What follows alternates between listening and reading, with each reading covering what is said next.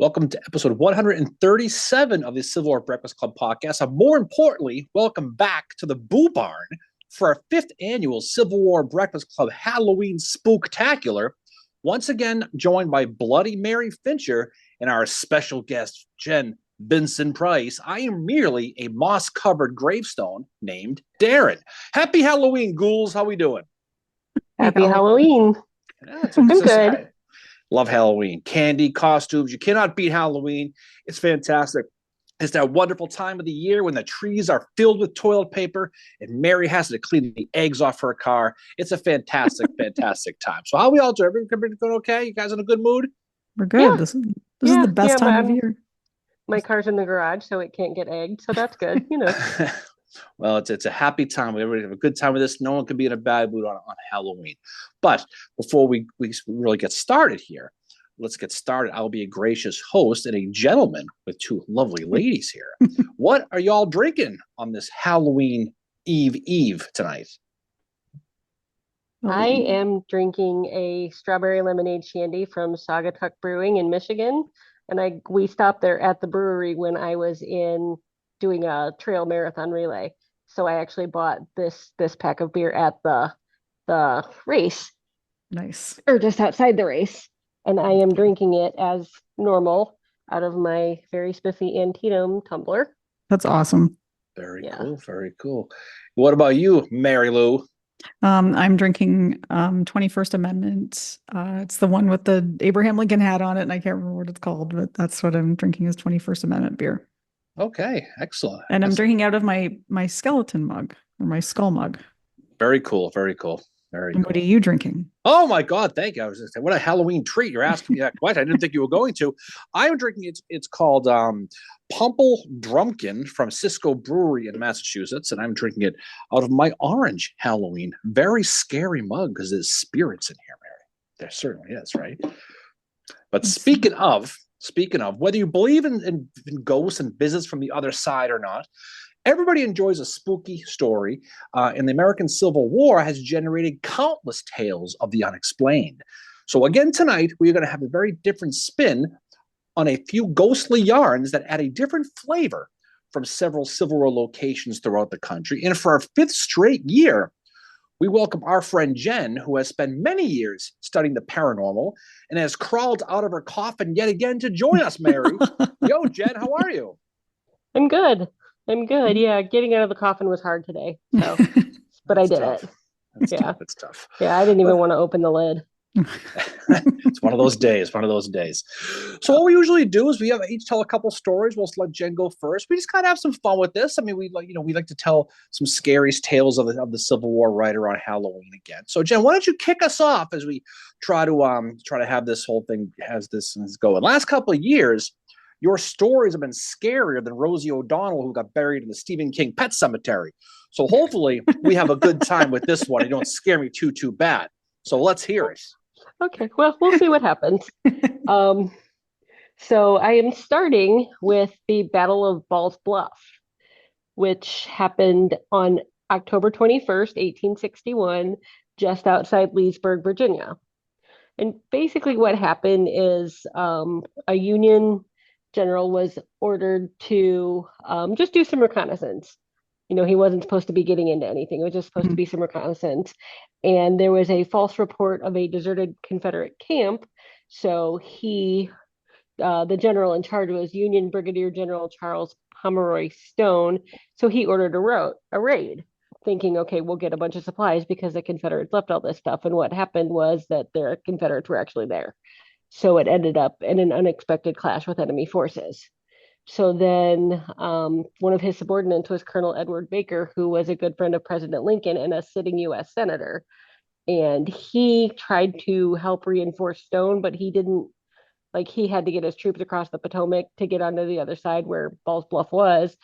But he started ordering people across without realizing that he did not have nearly enough equipment and supplies to get men across the river. So I guess from what I read, they spent all day trying to get across this river. And then they had to go up a steep hill. And basically what happened, to make a long story short, Edward Baker ended up getting killed. And the Confederate, I believe it was I think it was Mississippi that came in at the end and kind of finished routing the Mhm. Union, and they drove them back down the hill into the river, and several soldiers drowned trying to, like, their boats were capsizing because they were too full, and several soldiers drowned, and some of the wounded men that they were trying to get across the river drowned as well. And so one of the what I thought was kind of a cool thing, because obviously I'm a big cemetery nerd too, is Ball's Bluff has the third smallest national cemetery in the United States. There's 54 soldiers buried there, and they only have a marker for one of them. There's Wow. several markers, but all of them say unknown except for one person. They have his name on it. So, but yeah, if you're ever out that way, it's a neat place to visit. You can walk around in a couple hours and go through the cemetery and everything. But yeah. So, a couple interesting things about it before I get to the spooky stuff. This is where Oliver Wendell Holmes Jr. was wounded, but survived and went on to be a Supreme Court Mhm. justice. And then the song "The Vacant Chair" was written as a poem inspired by Lieutenant John Grout of the 15th Massachusetts, who was killed here. And then "The Vacant Chair," it was written as a poem, and then someone later set it to song, Mhm. but it was inspired by someone who died at this battle.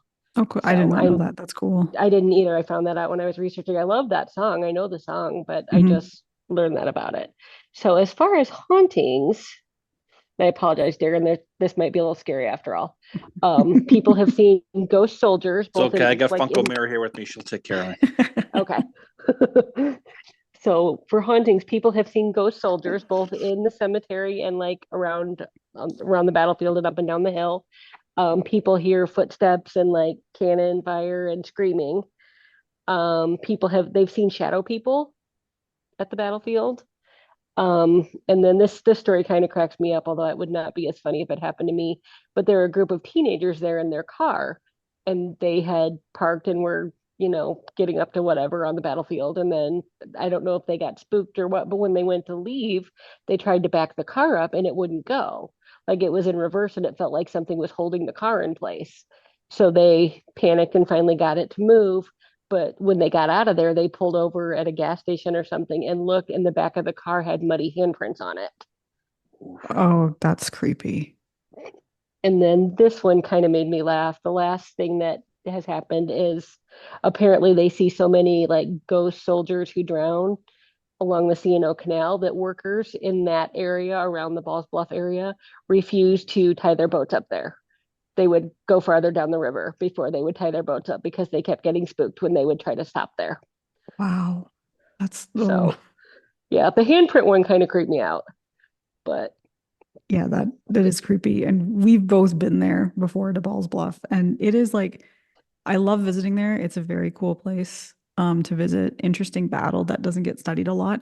But yeah. when we were last there, end of December with a friend of ours, and I have to say there is a creepy feel to it for some reason. I don't know why, but especially I found like we tried to go down to the water, but Mhm. it wasn't as accessible. But the further we, the closer we got to it, the creepier it felt. And it's just such a like, you drive through that neighborhood to get to it. You wouldn't expect a battlefield to be right there, and there it is. Yeah. It's like Um, houses, battlefield. yeah, yeah, Yeah. but yeah, it's one of those ones, like as you said, Edward Baker is there. And it's actually, I think, the battle too, that is why the reason for the Joint Committee Conduct of War was Yes. formed as Yes, I well. did read that. Yeah. Yeah, that was something I meant to bring up and didn't write it down. So, It's significant, for many, many reasons. But yeah, yeah. it definitely has the creep factor and the muddy hands. Yeah. Yeah. Yeah. Mhm. Yeah. I know when Laura and I walked down to the river, we couldn't get all the way down there either. Yeah. And eventually we got so far and we're just like, yeah, let's turn around. Hmm. But I remember for me, I got my weird feeling was more in the cemetery is where it felt kind of strange to me. I don't remember that. I don't think I stayed in there very long. So, Yeah. and I usually I can spend all day in a cemetery, even if there's only 9 tombstones. But Same. Same. yeah, I had a similar experience recently at Appomattox. They have a very small cemetery there too. And there's yeah, only, I think the three of us were talking about that last week when we were hanging out. There's only yeah. the one Union guy buried there. And Mm, I went into that, and the rest are all Confederates. And I went into that cemetery and I'm like, I can't stay here for very long. It is for some reason yeah. very, very creepy. Yeah, yeah. I think I pointed out in a previous year's spooktacular that that happened to me at Petersburg. We Mm, drove in and parked at like the city cemetery, and I got a migraine and had to leave. yeah, Yeah. it's So it's freaky. interesting how some of these places can affect people physically. Hmm. I completely agree. It's definitely happened to me before too. Yeah. Definitely, definitely. Well, good story. I like it. I like it. Mary, what you got? What's your first story? So my first story is we are going to go to Manassas, first bull run. So Manassas, like many battlefields, has stories of hauntings, of just strange happenings. Um, as we all know, there was two battles fought there. The first was in July of 1861, first battle of Manassas or Bull Run. Union troops are commanded by General Irvin McDowell, and Confederates were commanded by General PGT Beauregard, or Beauregard, as we like to call him on this podcast. This is also where General Thomas Jackson gets his famous nickname of Stonewall. Whether or not it was an insult is debated.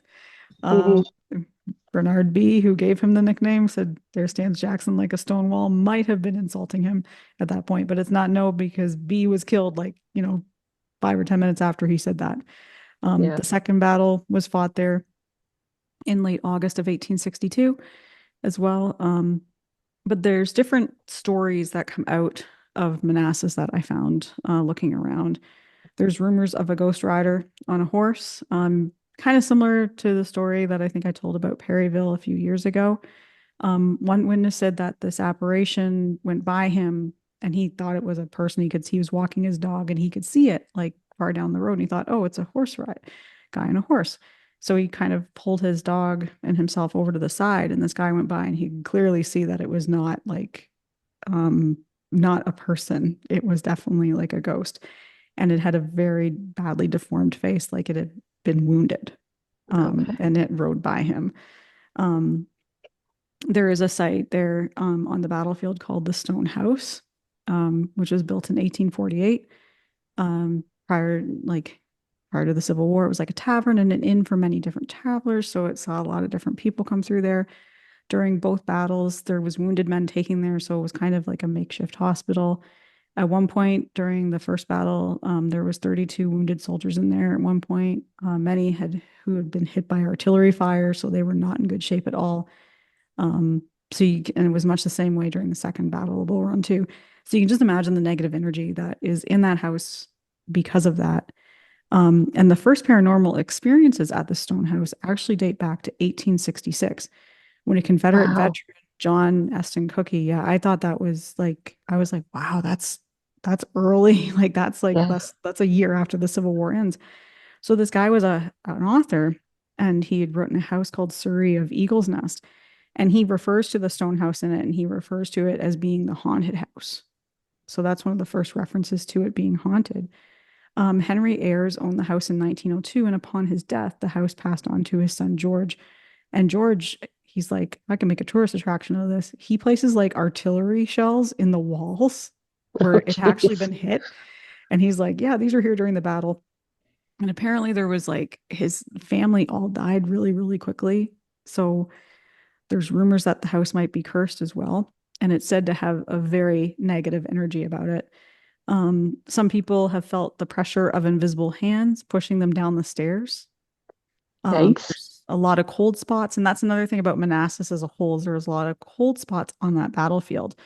There's been footsteps heard. Park rangers have heard footsteps there, like back in the 70s and stuff. One woman drove by one time and claimed that the house had disappeared, and she was a local to the area, and she'd driven by it many times, and she drove by it, and it was not there. It had Oh, disappeared. that's wild. She drove by it a few hours later, and it had that the house had reappeared. And I was reading on it was a post that Mark Nesbitt had done. People in Gettysburg will know who he is. He was talking about that, there can be rips or tears in the fabric of time, and that might be why something like that disappears or something appears that isn't supposed to be there. That could be where the stone house is. It's in a very like eerie spot. There's also stories of a headless Zouave, which appears near the railway cut, apparently. And there's also been Zouave soldiers seen near the New York Monument as well. And Manassas has its usual, what you get on many different battlefields from people. They will see the ghost soldiers. They will hear the artillery, they'll hear the guns, the sounds of battle. But it is there are places that I've been to, we visited First and Second Manassas. Some of it is very eerie, especially down by the railway cut. Yeah. Can get like, I don't know. I just got a very eerie feeling down there. But the stone house, that was like, just researching it, I was like, this place is creepy. Like, I would not want to be in there by myself. And just the fact that you walk down the stairs and you could be pushed as well by this whatever ghost is in there. But when you think about it, like some of these places carry very negative energy with them. Places like Spotsylvania, very negative energy in some parts of that battlefield. But like the stone house, just all those men in there that have been wounded and mangled by artillery, it's going to leave a mark, and the energy stays there. So I just thought that was really creepy reading about Manassas. And I don't think we'd covered Manassas yet on our Halloween episode. So I wanted to talk about that one tonight. Yeah. Oh. Definitely a creepy place, especially the deep cuts, that area down there. Yeah. It's like I said, whether you believe in the stuff or not, there definitely, you could be a non-believer and you could all of a sudden you hit a hair in the back of your neck stand up. And if you sense something's just not right, just creepy. So who knows, right? Well, that's just it. Like, you don't necessarily have to have seen something. It can be a feeling that you get to. Like, it's not always about seeing an apparition or a ghost. It's just sometimes a feeling you get that's like, wow, this area is very creepy or very eerie. Or even if you don't feel creeped out, you just suddenly get a very strong urge to leave. Yes. You know what I mean? Too. It's like, okay, this, I've seen enough of this, and you just can't wait to get out of there, even if it's an interesting site that you would normally explore more. Sometimes it's just that feeling of, okay, I'm done with this. Yeah. And then later you're like, okay, that was creepy. Yeah. Yeah. Sometimes you realize it after the fact. I feel the way this house sometimes, Jen, but that's another story, but it's okay. Any case, for my first story, I'll be taking the midnight train to Georgia, and we're going to talk about the darkest and most emotional place I've ever been on my Civil War journeys, and that is a Confederate prison at Andersonville. Now, originally called Camp Sumter, Andersonville was opened in February of 1864, and during its 14 months of operations, it saw 12,900 dead Union soldiers die. The math works out to be about 100 per day when you look at it. The prison itself was 26.5 acres long, about the size of the wheat field here in Gettysburg, if you know the area. And at its peak, it housed 32,000 prisoners. Now, unlike Elmira, it's unbelievable. Unlike Elmira or Libby or some of these other Civil War prisons, Andersonville offered no barracks nor shelters. The men were put into a field to fend for themselves against the hot Georgia sun, as well as the cold Georgia winters. The prisoners used to use their own shirts to try to cut them open and try to make tents. They dug into the ground to escape the weather, which made the field look more like a graveyard than a camp with all the diggings in there. At its peak, when there was 32,000 men, each man had 4 feet by 6 feet worth of space to live in. At this time, water was scarce, food was limited, there was no DQs. It was really bad. According to some paranormal investigators, areas of extreme emotion and trauma are prime causes of ghost sightings and haunted locations. So if that is the case, Andersonville would be at the top of the list. 29% of every soldier who walked in Andersonville never left. 29% mortality rate at this place. Boston Carver of the 82nd New York, he talked about the squalor and the misery of the camp. He said men were covered with lice and maggots on a day-to-day basis. He said death became so common, he wrote, quote, seeing a man die was no different than seeing an insect squashed in the dirt. That's how he described it. He also called Andersonville the place of the living dead, which also could be Yankee Stadium, but it's another story. But during the prison's existence, there were two very opposite people who drastically affected the soldiers' lives. The first one was the Andersonville's Swiss-born commandant, Henry Wirz, who was born on November 25th, by the way, Mary. Best day of the year, right? When the Civil War began, Wirz was actually 37 years old, and he enlisted as a private in the 4th Battalion of the Louisiana Infantry, kind of an older guy to join. He claims he lost the use of his right arm at, guess where, the Battle of Seven Pines. Oh, that's Wow, quite a they, common thing I at don't Seven know. Pines. But it's disputed. Some people think it's not true. Maybe he just wanted to be like Howard. Who knows? But that's the story, right? In March of 1864, Wirz became the commandant of Andersonville Prison. Now, in this position, he was a strict disciplinarian, and despite pleas from prisoners for food and shelter, he usually ignored them. Now, in his defense, he was powerless to improve the situation, as the Confederacy was having a tough enough time finding food for its own soldiers and men, let alone feeding 30,000 Union troops in a prison. But regardless, the prisoners feared him, and a prisoner from the Harris Light Cavalry in Albany, New York, Mary, named Josiah Brownell, he literally thought Henry Wirz was actually the devil, the real devil. That's how miserable this was. As evil as the prisoners saw Wirz, there was another Southerner who provided food and hope to the men. He was a 63-year-old Irish Catholic-born priest named Father Peter Whalen. He lived about a mile from the prison, and he had actually ministered some Confederates when he was over in Savannah. So starting in June of 1864, Father Whalen would begin to visit the prison every day while he was there. He would read to the men. He conduct Catholic mass, as well as offering last rites for the dying. And due to the fact that he offered spiritual help and gave them hope, a lot of the men began to call Father Whalen the Angel of Andersonville. And what Whalen did was he gave assurances to these Union prisoners that humanity still existed and that God had not forgotten them. Could you just imagine? They're in this camp. It's like you don't know what the last people on the planet. Mm-hmm. But he also did more than offer thoughts and prayers.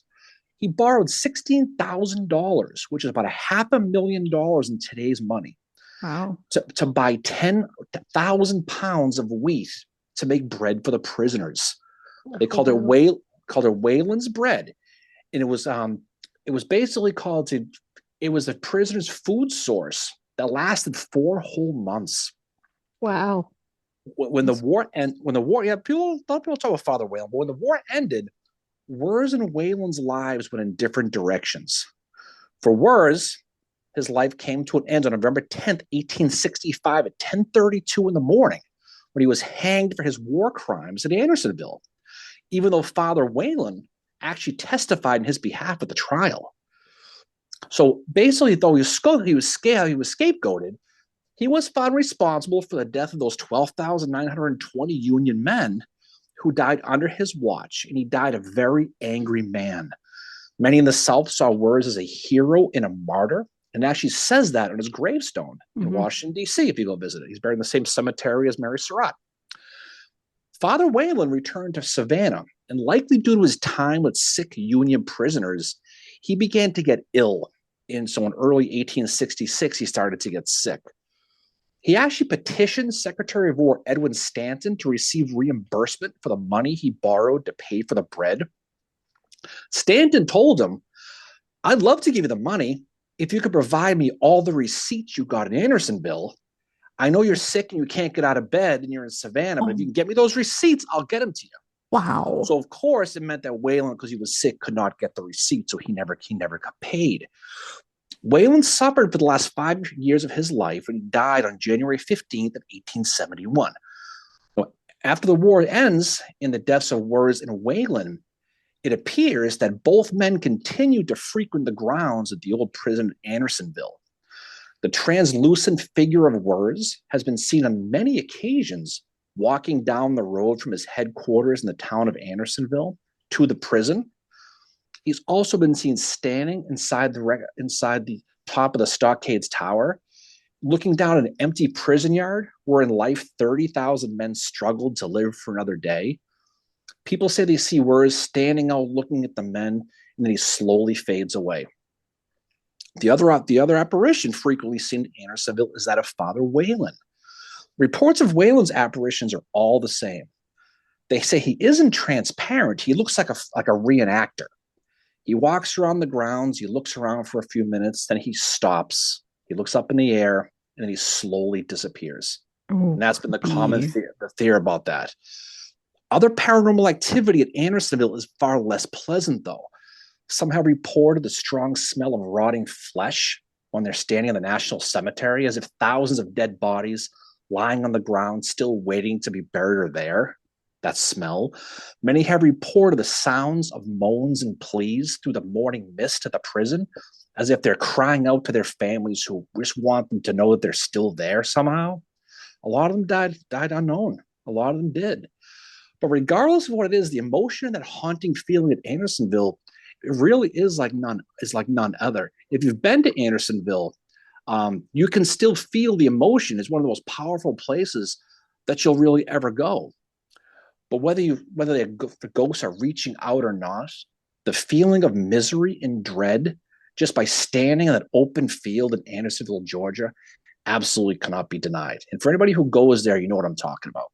Mm-hmm. I can confirm that when you and I went there, it was probably one of the saddest and just it's creepy. It's sad. It's humbling. It's a place that, like, if you study the Civil War, it's a must visit, but it will change you when you go there. It's one of those places that you're not the same after you visit it. That is true. That is true. So what's your next story, Jen? We are going to a battlefield that I just visited last week on vacation, the Battle of Newmarket, which was fought on May 15th, 1864 in Shenandoah County, Virginia. And it was the only time, this battle was the only time in U.S. history that a school's student body was used as an organized combat unit. Breckinridge was over that part of Virginia, General John C. Breckinridge, and part of his command included VMI, the Virginia Military Institute. Well, when they found out that Franz Sigel was bringing troops that direction, he was trying to like gather as much of an army as he could and ordered 247 cadets from VMI to join the army. So these schoolboys basically woke up in the middle of the night and told that they were marching to join up with the army. To his credit, Breckinridge did try to keep them in reserve until toward the end of the day, when Union reinforcements had caused the Confederate lines to kind of fall apart a little bit. Breckinridge said, "God forgive me for this," but he ordered VMI forward. And the 247 boys just kind of pushed through, and that kind of, seeing these school kids push forward to try to fight the Union Army off. And like, this is actually where the field of lost shoes is, because the main battlefield was so muddy that like cadets everybody was losing their shoes, and people were marching barefoot through the mud because their shoes were sucked off by this ground. But the rest of the Confederate troops there were moved enough by these boys like trying to fight that they ended up like regrouping and running the Union Army right off the field. So it was a Confederate victory. And just real quick, for I don't know total casualties. What struck me was the schoolboys. There were 247 cadets from VMI. I think 47 of them were wounded, and 10 died either on the battlefield or later within the next couple of days from their wounds, including Thomas Gaylord Jefferson, who was a descendant of Thomas Jefferson. Wow. So he was a VMI cadet who fought at Newmarket. He died a couple days later at a house in town, the Clindon residence, which you can still, like, you can't go in or anything. It's a private family home, but you can go past the house and see like a marker to where the original house was where he passed away. Cool. And one of the other cadets who was not injured and survived the battle went on to become a sculptor. He was Moses Ezekiel, and he did some famous war-related sculptures, including, I think it's called BMI Mourns Her Dead or something like that, or Virginia Mourns Her Dead, and it's about the cadets there. So, but yeah, he did a lot of popular. He lived over in Europe, but came back this way and did several Civil War related historical markers. But he was with Jefferson when he passed away. Oh, wow. So, yeah, that one stood out to me because it's a neat place to visit. It doesn't take very long to walk around. You can do it in a couple hours.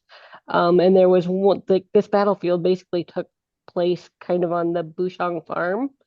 and you can still like the family, it was the parents, like the grandparents, the parents, and then their two children. So there were six people like living and working the farm, and they had like a wheel making shop. Mhm. And like a lot of it was destroyed during the battle, but like they rebuilt. And the house, the main house, you can go inside. You can just wander in. It's open as long as the battlefield's open, and you can see like the downstairs living room had been turned into a hospital, and they've got like a recreation, and you can see blood spatter on the walls. Oh, But wow. yeah, but like the family, when it was coming, the family like hid in the cellar of the house, and they could see soldiers. But basically, the troops like would have gone like right across this family farm, and the hill that the Confederates eventually pushed the Union soldiers all over was called Bouchon Hill. So it was basically this family's property. But yeah, so that's basically that. But as far as hauntings, um, you can still see soldiers in the battlefield and walking through the town. They say, like, especially on the anniversary of the battle, you can just see soldiers walking up and down the street. Oh, Not wow. necessarily reenactors, but ghost soldiers. People smell gunpowder. People hear cannons. People hear soldiers yelling, those kind of things. Some interesting things. I watched a video where a ghost hunting group had actually gone in, got permission to go in the house Oh, and do some wow. investigating, and they were getting responses on like a spirit box.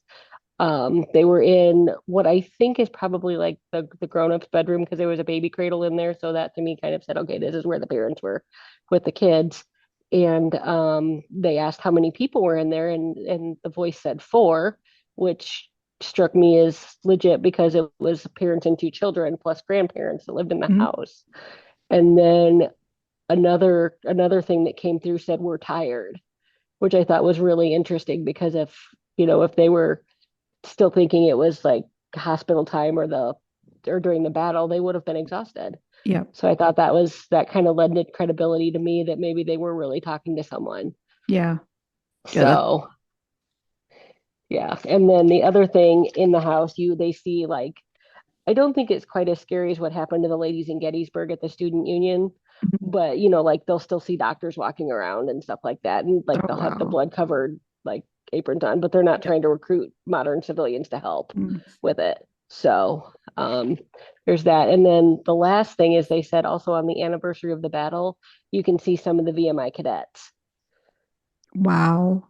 across That's, like oh, I heard going across the field, like the field of lost shoes, and also in town, because some of the wounded ones ended up in the town of Newmarket. And like I said, at least where Thomas Jefferson passed away, you can still see a marker to where that house was. And then the family house was rebuilt. So wow. yeah, that was a neat story. There was a late they one of his friend had gone Moses Ezekiel had gone to look for Thomas Jefferson, and ended up like bringing him back to this house where a lady and her mother took care of him until he passed away. Oh, I wonder if So that, and we visited there a few weeks ago, but it was a very whirlwind tour. But yeah, of course, whenever I go to these battlefields, I'm like, I wonder what ghost stories there are from here. I wonder what people experience here. But it's yeah, definitely it's one of those battles that does not get studied a lot. And when you study it, it's fascinating. It's so interesting. yeah, yeah. And I kind of love the story of like the schoolboys kind of like push it, Breckinridge orders them forward, and they do it, but they're like really going forward, Yeah. and that kind of inspired the rest of the Confederate troops to regroup and keep Hmm. fighting Yep. and keep fighting. And I guess this Confederate victory delayed the Union Army from taking Stanton for several weeks, Yeah. so it kind of prolonged things. Yeah. But yeah, yeah, and no, it's definitely worth a visit. As far as like personal things, like I didn't necessarily see or hear anything in the house, but it just had that kind of atmosphere. Yeah. Like I was constantly looking around, like, okay, is someone, it kind of felt like someone was looking over my shoulder, Yep. even when there was nobody with me, or, the person I was with was standing next to me and not looking over my shoulder. There was definitely, it didn't feel hostile. It just felt very strange, especially like you can go down in the cellar where the family hid during the battle, Hmm. and down there definitely felt strange. Yeah. So, Wow. but yeah, That, so that's Newmarket. that's very cool. I'm going to test. Newmarket is definitely a creepy place, and it's a great story too. Fantastic battlefield, but definitely has an aura to it, like a lot of Yep. them do. It's no question. Yep. So speaking of auras, Mary, what's your next story? So my next story is actually here in Gettysburg, and it's a personal one, something that happened to me in this, I guess it was, yeah, December. So December 2023. So this is like what happened to me happened out where like the Rose Farm area where the Split Rock is, where the first Texas was. Um, Darren and I were out on a walk one December day. And this area, for anybody who's been out there, you'll know the Split Rock. It's where the picture of the Confederates was taken. There was Confederates buried there for a period of time as well. In that whole area, we joke around about the Rosewoods clown, but the Rosewoods is it's an area that's very, very creepy, has a weird energy to it. The Rose Farm does as well. But that area, so during the winter, like it's more accessible, obviously, because the vegetation is not there. Um, but we were walking, we decided we were going to walk the steps of the guys from Texas. And it's not an easy walk, let me tell you. I almost fell in some water, which Darren found hilarious, but The complaints were flowing yep. along with that I think I water. did pretty good. But anyway, so this area, the fighting there is again, it's where Confederates were photographed and they did ones after the battle. They were buried there. It's a very creepy area. So we're walking along this fence line, and all of a sudden I start to get a feeling that, just this creepy feeling, like kind of the hair raises on the back of your neck or whatever. And we come to like where the end of the fence is and we were going to turn left. And I look over and I see a figure standing there. And I pointed it out to Darren, and we're both like, whoa, there's no, like, what statues are right there? There's no statues there. It looked like a statue. It looked like a soldier holding a musket, had a kepi on. And so we're standing there, we're talking about it, and all of a sudden it slowly turned its head towards us. And that's when I was like, what is going on? Like it was creepy. And then so we kept going, heading kind of towards like Devil's Den, that area and all that through all this vegetation, and it disappeared. We could not hear anything walking through the woods. And at that time of year, you would hear that. What happened next is I started to smell tobacco. And that's another thing that happens on battlefields is you will smell the old-timey tobacco. And you can tell it's old-timey tobacco. It has a very distinct smell. Could smell that. We continued on our way. And I would encourage anybody that can, if you can get out there in the winter, that hike is really amazing because it kind of shows you can see what the soldiers saw. Like at one point, Little Round Top, you can't see it anymore. And then all of a sudden you can. And you realize it helps you understand that part of the battle a lot better. But it's a very, very creepy spot. And I will say this, that this shadow figure, which is what it was that I saw, that's what I believe I saw. I've seen it in pictures on Gettysburg ghost pages in the same area. That's cool. And it's a creepy, has a kepi on. Sometimes it looks like it's holding a musket. But just when it turned its head was when I was like that, like, nope, I'm done. But again, it's a great area to go out and see because of the history, because of the photographs. I think it was Bill Frazanito who actually found the Split Rock, right, Darren? Yeah. Yeah. Laura and I took his book and went and like Yeah. kind of tried to match up some of the things he had. So that's how we ended up back there. Yeah. So it's an interesting Walking area to around. go. It's an interesting area to go to for the history of it. And just to be out walking on the battlefield as well. But that's where I had like that's my own personal experience. And again, whether you believe in ghosts or not, it doesn't matter. It's about like just whatever experience you've had. You don't necessarily have to have seen anything. Like I know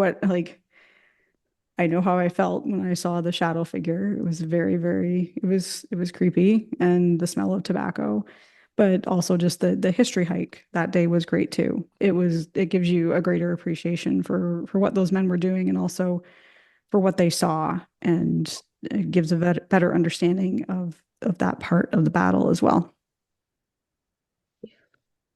Very well. It's nice of an actual real story that But we you experienced you were ourselves. with me at the time too. It I was was there. It was it was definitely creepy. a cool, eerie story. We've told that story to a handful of people. Yeah. So anyway, so one more story. That's mine, Mary. Yeah. So for my next story, I'm again have Georgia on my mind, and I'm going to talk about the Kennesaw House in Marietta, Georgia. Now, during the Civil War, this building was used as a hospital for both the Union and Confederate soldiers. During William Sherman's march to Atlanta in 1864, for example. It was also the home of one of the most famous episodes of Union espionage that is still discussed today.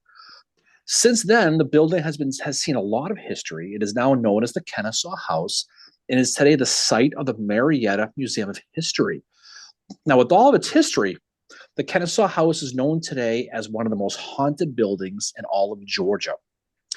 Originally built as a warehouse in 1845 by local businessman John Glover, the property was sold to a man named Dix Fletcher in 1855, who transformed the warehouse into a hotel, and he called it the Fletcher Hotel. Now, but the Kennesaw House most famous story took place well before Sherman's army came to visit in 1864. This goes back to April of 1862. In the spring of 62, U.S. Grant has taken control of Forts Henry and Donelson, while General Don Carlos Buell has seized Nashville, Tennessee. In the east, General George McClellan was beginning his march to Richmond, Virginia, which would eventually be known as the Peninsula Campaign. In Buell's army, a civilian painter and singing coach, your old job, Mary, from Kentucky, wanted to assist Buell to be a spy and a citizen smuggler. This man's name was James Andrews. Andrews wanted to go deep behind Confederate lines and disrupt the communication and supply lines into Atlanta. His plan was to recruit a small group of men to steal a Confederate locomotive and take it northwest to Union lines, destroying tracks and bridges all along the way.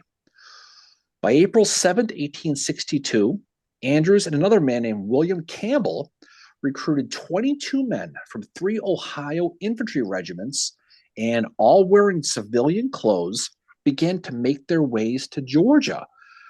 Their plan was to go to a train station called the Big Shandy on April 12th and steal a locomotive there called the General. That was their plan. The night before the raid on April 11th, Andrews and his men, they rented a second-floor room at the Fletcher Hotel. And there they finalized their plans for the next morning to steal the General.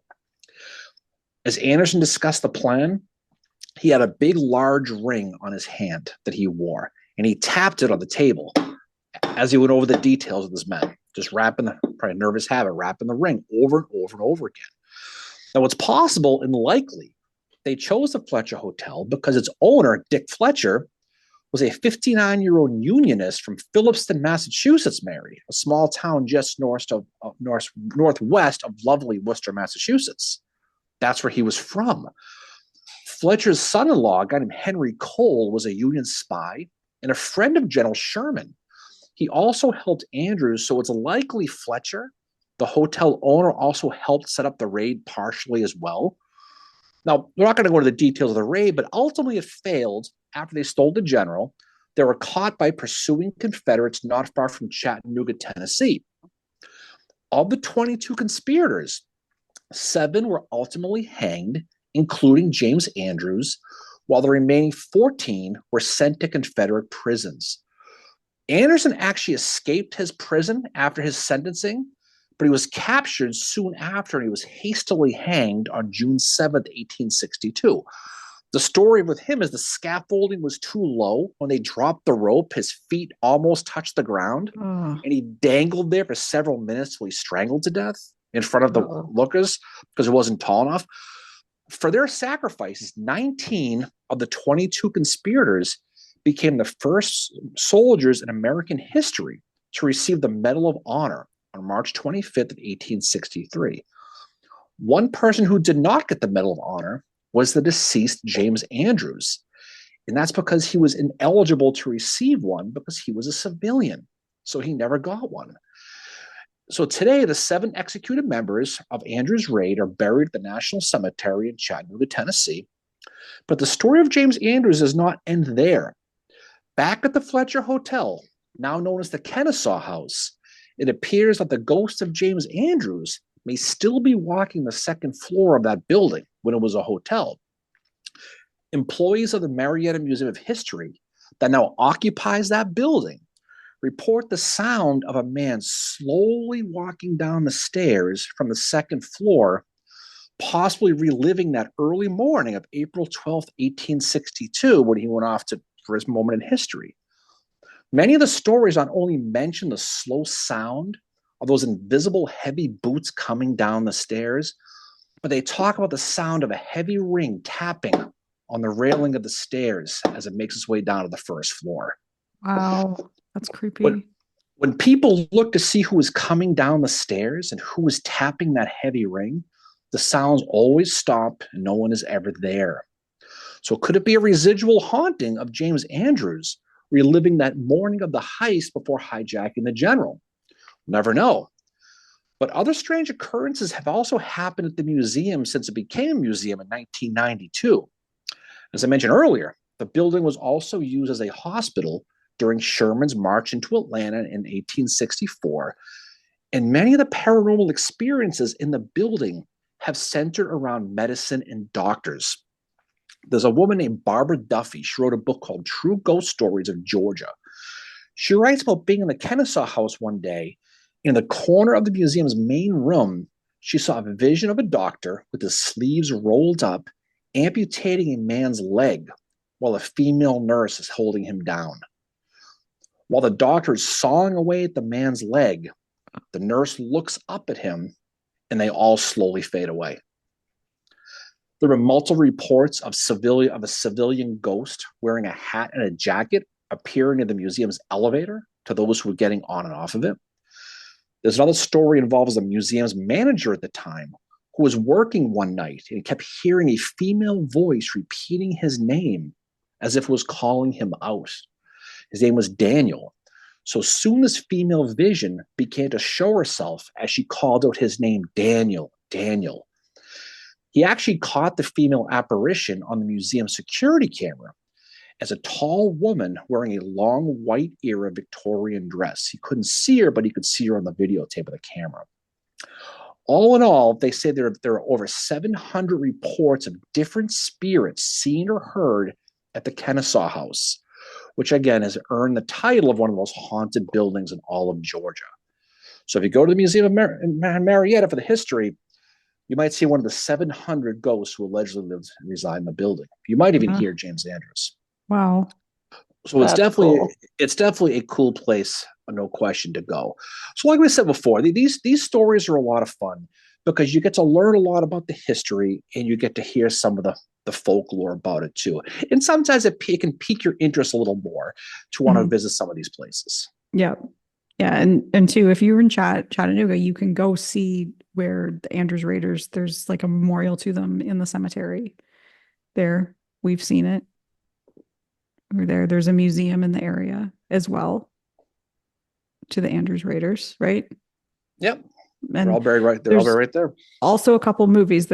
I believe there's a Walt Disney movie based on it's called The Great Locomotive Chase. I think that's what it's called. But there's also a movie starring Buster Keaton. It's a silent film called The General. And it's loosely based on that. But that is a great movie. It's on YouTube. So it's like free to watch. It's like Buster Keaton did all his own stunts. He nearly died doing one of them. He nearly bankrupted the studio. But it's a really great film. And it's actually got Darren says this, and I agree with him, that it's got some of the best Civil War battle scenes. Because they look so real. Because the actors are all 85, 90 pounds, small, emaciated looking. They're not like today's actors, who don't fit the bill. But it definitely check it out. So as we head over to Halloween, it's great to be able to tell these stories and move off of it. So, Jen, anything you'd like to say before we get ready to jump off? Just thanks for having me on again, and I apologize to anyone who is watching the video. Pouncer is being Pouncer. Pouncer is feeling very needy because I was on vacation. So well, there she is. Yeah. Can't blame. Can't So blame. yeah, so if you see a cat wandering in and out of the picture, that was We're her. cool with that.